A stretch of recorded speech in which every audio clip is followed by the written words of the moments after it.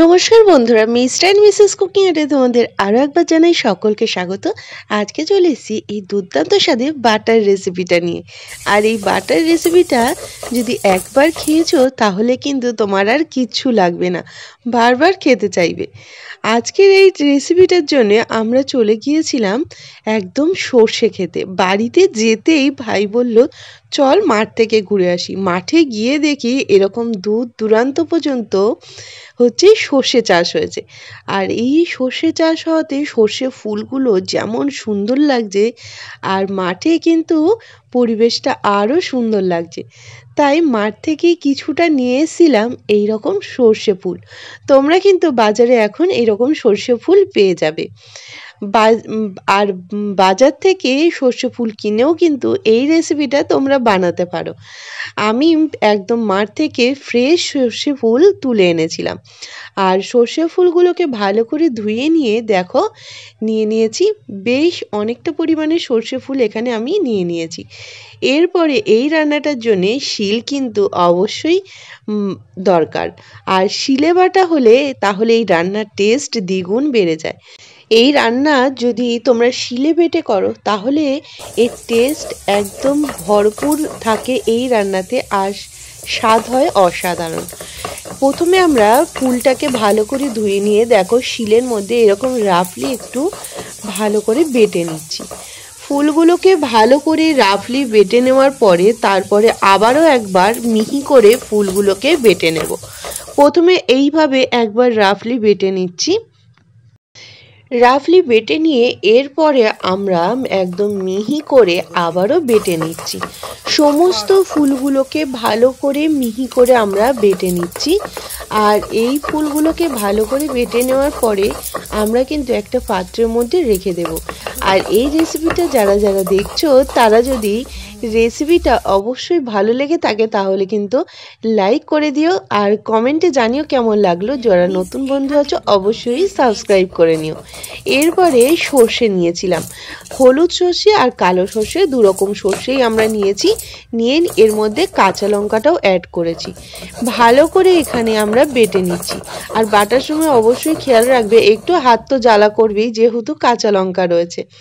এরপরে আমরা এখানে ফুলটা আর সর্ষে আর কাঁচা লঙ্কাটা বেটে নিয়েছি।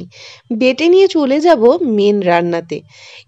আমরা কড়াইয়ের মধ্যে দিয়ে দিচ্ছি সর্ষের তেল। এই রান্নাতে সর্ষের তেলের ফ্লেভারটা ঝাঁঝালো আসলে তাহলেই ভালো লাগে। সর্ষের তেল দেওয়ার পরে তেলটাকে গরম হয়ে গেলে শুকনো লঙ্কা আর কালো জিরে দিয়ে দিলাম। আর এখানে আমি 6টা মতো রসুন নিয়েছিলাম। রসুনটাকে ছোট ছোট এরকম সরু সরু করে কেটে নিয়েছি। কেটে নিয়ে এরপরে রসুনগুলোকে দিয়ে দিচ্ছি। রসুনগুলোকে এমনভাবে ভেজে নেবে যাতে একটু ব্রাউন কালার আসে, তাহলে কিন্তু রসুনের গন্ধটা যাতে সুন্দর আসে আর এতে খেতেও ভালো লাগে। এরপরে আমরা ভালো করে নাড়াচাড়া করে নিয়ে এটাকে রেডি করে নিচ্ছি। দেখো রসুনটাকে একটু খুব ভালো করে হয়ে গেছে একদম ব্রাউন কালার। এরপরে ফুলটাকে দিয়ে দিয়েছি। ফুলটাকে দিয়ে এইভাবে অনবরত নাড়তে হবে। আর দেখবে নাড়তে নাড়তে ফুল থেকে যে এক্সট্রা যে জলটা সেটা একদম থাকবে না, শুকিয়ে যাবে। দিয়ে দিলাম সামান্য পরিমাণে নুন। নুনটাকে দিয়ে এরপরে এটাকে আমরা নাড়তে থাকবো। তোমরা এই রান্নাতে সামান্য একটু চিনি ব্যবহার করতে পারো, এখানে আমি ব্যবহার করিনি। আর এর মধ্যে সামান্য একটু হলুদ অ্যাড করে দিলাম। হলুদটাকে দিয়ে আবারও ভালো করে নাড়তে থাকলাম। দেখো এটা একদম কিন্তু শুকিয়ে আসছে, ঝুরো ঝুরো হয়ে যাচ্ছে। এইভাবে এটাকে কন্টিনিউ নাড়তে নাড়তে দেখবে কড়াই থেকে এমনি উঠে আসবে, কড়ার গায়ে আর লাগছে না, তখন কিন্তু এটা আমাদের রেডি হয়ে যাবে। এইভাবে কন্টিনিউ আমরা নাড়তে নাড়তে এরপরে দেখো রেডি হয়ে যাওয়ার পর দিলাম সর্ষে বাটাটা। সর্ষে বাটাটাকে দিয়ে ঠিক 1 মিনিট আমরা এইভাবে একটু নাড়াচাড়া করে মিশিয়ে দেওয়ার পরেই আমরা গ্যাসটাকে অফ করে দেবো। কারণ সর্ষে বাটাটা দিয়ে তোমরা যদি বেশিক্ষণ নাড়তে থাকো তাহলে কিন্তু একটা তেতো ভাব চলে আসবে। কালারটা দেখো একটু চেঞ্জ হয়ে গেছে, খুব সুন্দর হয়েছে, কড়াই থেকে একদম উঠে এসছে। এরপরে আমরা একটা বাটির মধ্যে এটাকে তুলে নিচ্ছি। সমস্ত সর্ষে ফুলগুলো বাটির মধ্যে একটা পাত্রে তুলে নিচ্ছি।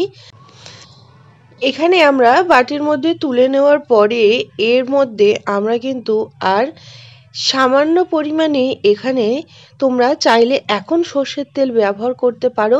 এইভাবে গরম গরম সর্ষের তেল দিয়ে এটাকে পরিবেশন করতে পারো। আর এখানে আমি গরম গরম ভাতের সাথে নিয়েছিলাম সর্ষে ফুল বাটা। আর এই সর্ষে ফুল বাটা হলে তোমরা আর কিচ্ছু লাগবে না ভাতের সাথে। অবশ্যই এই সর্ষে ফুল বাটা দিয়ে একবার ট্রাই করে দেখো। এই গরম গরম ভাতের সাথে ওপর থেকে একটু সর্ষে তেল ছড়ানো এই সর্ষে ফুল বাটা অসাধারণ, যেমন ঝাঁঝালো ঝাঁঝ আর খেতে দুর্দান্ত। অবশ্যই বাড়িতে ট্রাই করো, কমেন্টের মাধ্যমে জানিও কেমন লেগেছে। যারা নতুন বন্ধু আছো তারা কিন্তু চটপট সাবস্ক্রাইব করে নিও আর পাশে থাকা বেল আইকনটা ক্লিক করতে একদম ভুলো না। তাহলে আজকের মতো রেসিপি পর্যন্তই, আবারও দেখা হচ্ছে তোমাদের সাথে নতুন কোনো রেসিপি নিয়ে।